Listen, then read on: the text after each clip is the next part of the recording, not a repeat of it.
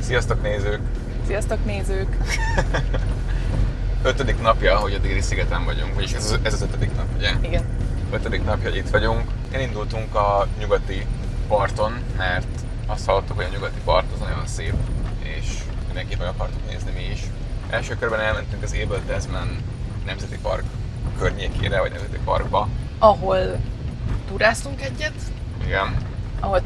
egyet, illetve nagyon szép helyeken autóztunk, és utána pedig elmentünk a déli szigetnek a legészakibb pontjára, és ott megnéztünk egy gyönyörű szép tengerpartot, óceánpartot, és megnéztünk egy kis kilátópontot, ami valóban a déli sziget legészakibb pontja volt.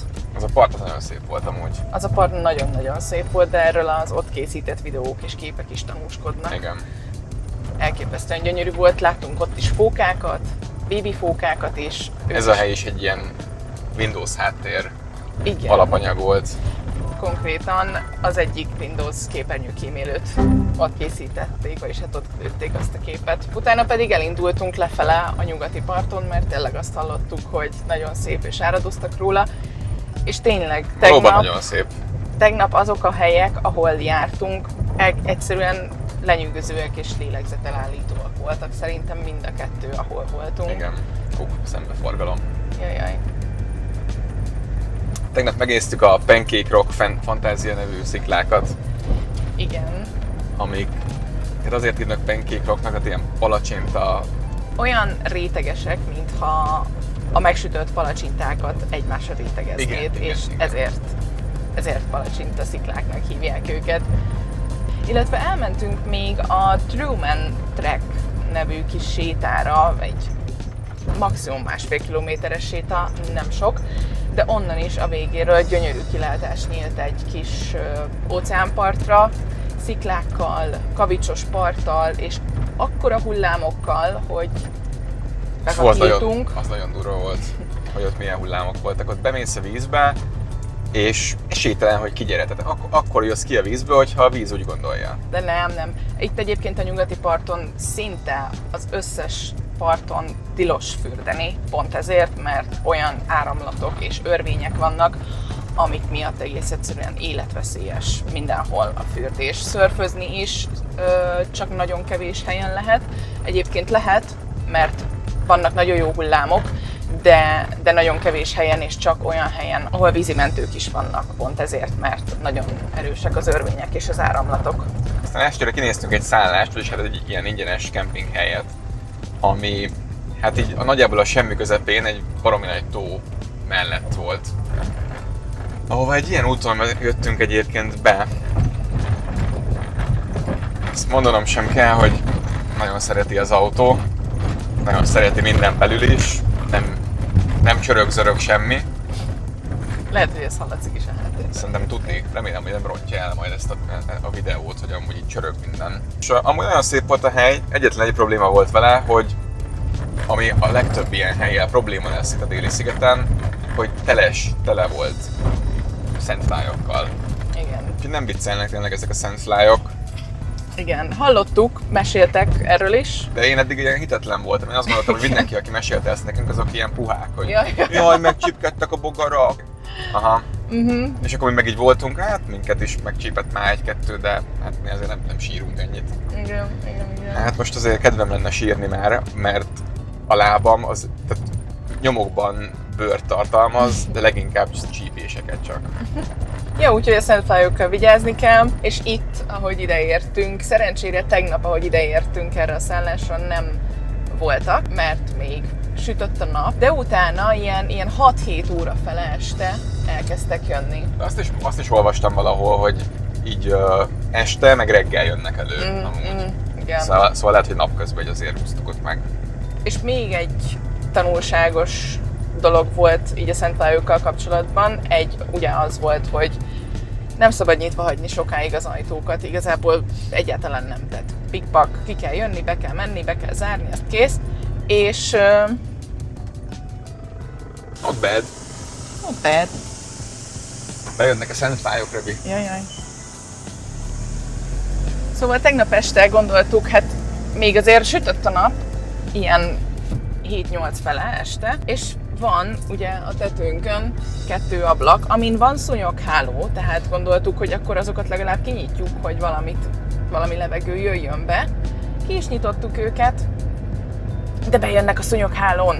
Átjönnek a szúnyoghálón. Bejön, és valahogy megtalálják a lyukat az autón, és ott tobzódnak a szúnyoghálón, és láttuk rendesen, hogy így csak így nem tudom, rájönnek, hogy bazzeg, amúgy, ha nem ugrálok, és így próbálok neki repülni, mint az állat, hanem csak átbújok rajta, akkor sikerül. Igen. És így átbújkáltak, és bazzeg azt vettük észre, hogy fekszünk az ágyba, és csak így már repked körülöttünk, vagy 2-3. Pedig addigra megöltük azt az 5-öt, ami bejött, amíg bejöttünk az ajtón. És felnézek az ablakhoz, ahol a szúnyogháló van, és ott repked benne még vagy 7, és csak így próbálnak átjutni.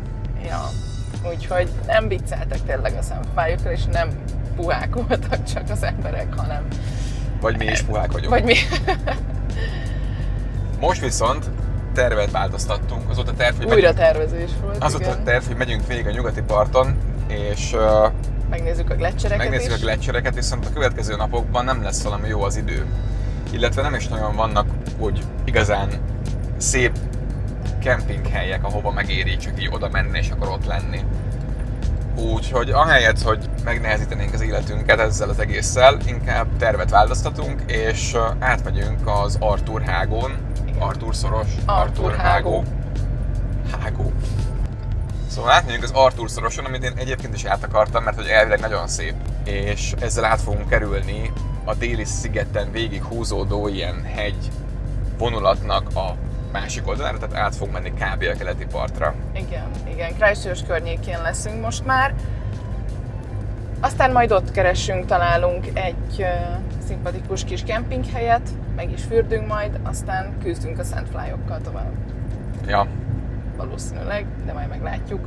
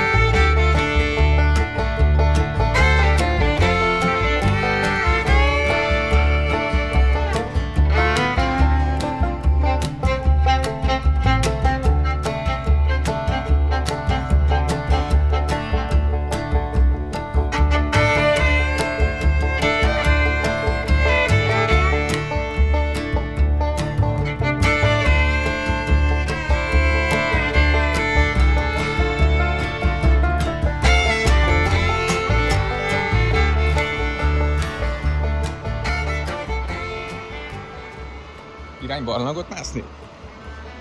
Lehet. Megálltunk egy random ilyen parkolónál, mert hát pisilnünk kellett. És itt van egy ilyen barlang, amihez most lemászunk. Bemászni nem fogunk, mert ajánlatos hozzá valami megfelelő neoprénruha és bukósisak. Nálunk ez most egyik sincs. Meg hát nem is így készültünk, hogy most ide barlangászni jövünk, de azért benézünk, mi van bent.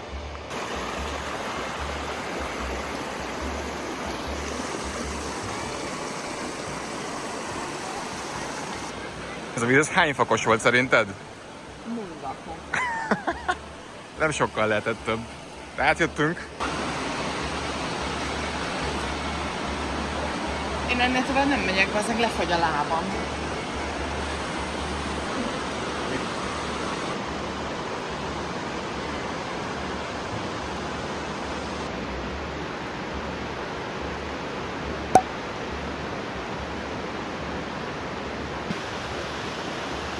Ha elesik, még meg is verem.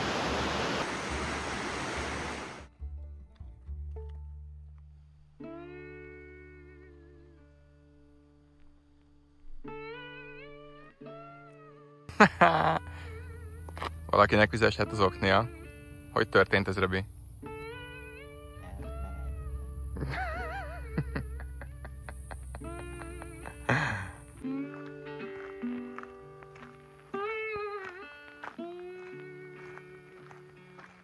Ez lehetne egy ilyen Gyűrűk ura jelenetnek a helyszíne is, ahogy lovagolnak át a Legolászék, és futnak utánuk az orkok, vagy ilyesmi.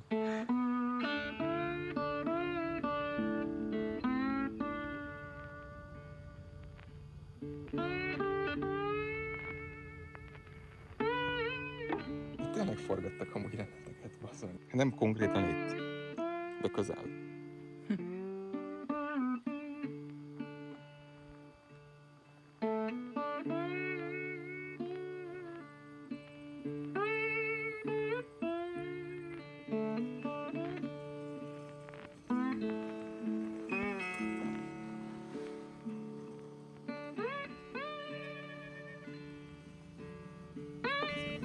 Itt egy hamburger, azért az biztos jól esik, nem?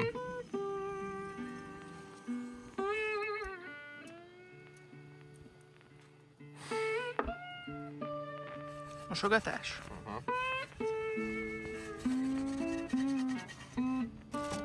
Ezt a mosogatási módot mi találtuk fel. Hoppá! Tiszta.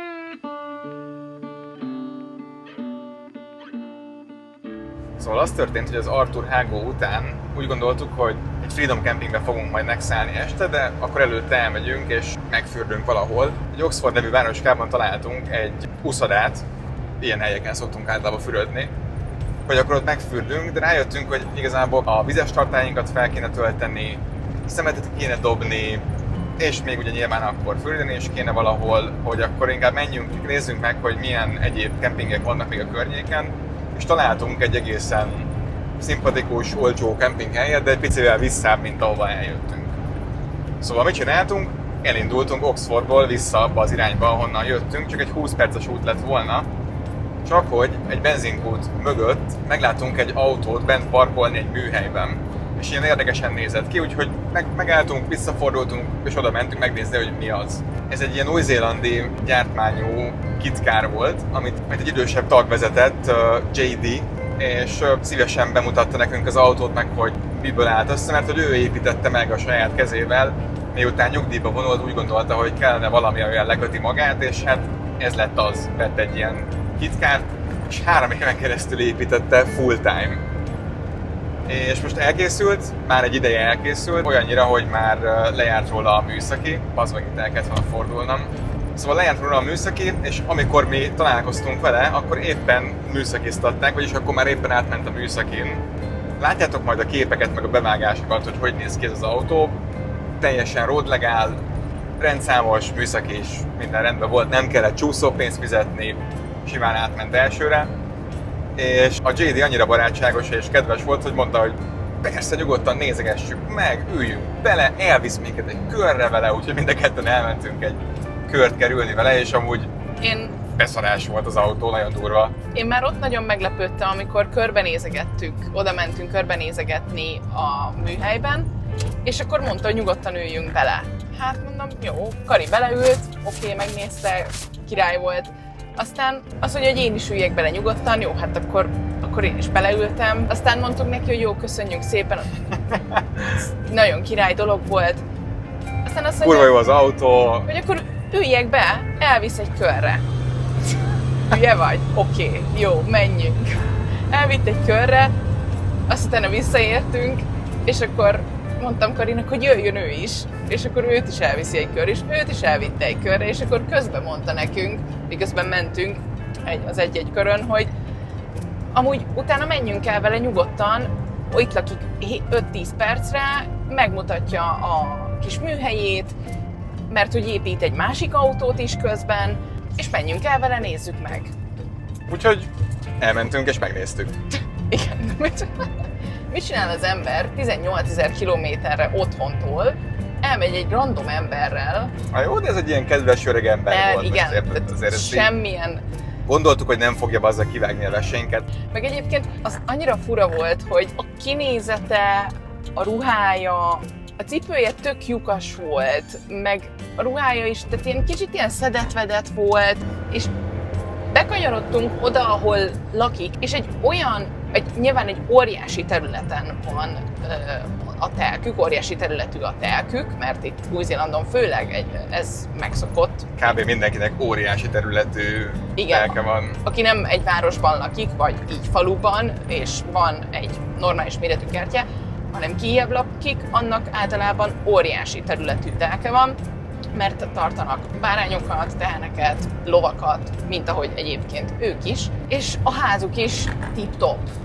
Gyönyörű kertjük volt, tele virágokkal, növényekkel, még volt egy kis üvegházuk is, és ott volt a műhely, amiben ott állt az éppen épülő autó, és közben találkozik velünk, jött-ment magyarokkal, akik csak meg akarták nézni így az autóját, és akkor ilyeneket... Meg hát még ott invitáltak, hogy akkor menjünk be, vigyünk egy teát, vagy egy kávét, vagy valamit. És közben szedett nekünk még paradicsomot is az üvegházból. Itt eljöttünk már szerintem vagy 20 perce, de én itt azóta is söndben ültem, és csak ezen jár az agyam, hogy úristen, léteznek ilyen emberek a világon, és mennyire király. Úgyhogy eddig ez egy királynak. És még csak 5 óra lesz. Változtattunk a terven, ezért nem egy Freedom Campbe fogunk megszállni, meg nem is az uszodába fürödtünk, hanem most tartunk visszafelé, mindjárt ott vagyunk igazából.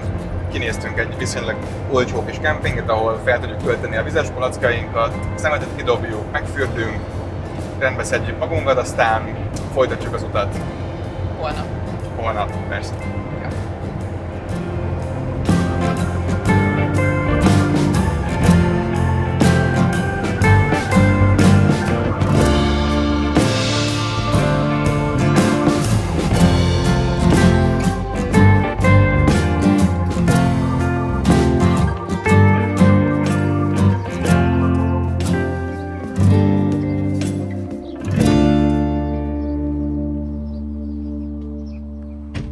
Sziasztok! Sziasztok! Már másnap reggel van, és itt már lassan dél. Ott hagytuk a kempinget, ahol aludtunk, és